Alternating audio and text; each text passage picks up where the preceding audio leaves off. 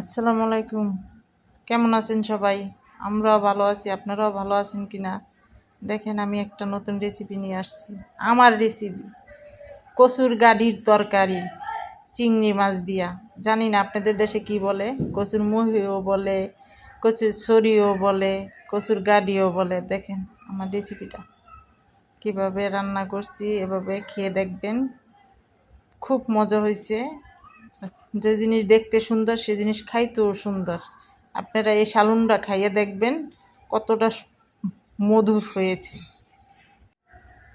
কিভাবে কি দিছি সে তো দেখলেনই। তো এভাবে আপনারাও রান্না করে খেয়ে দেখবেন।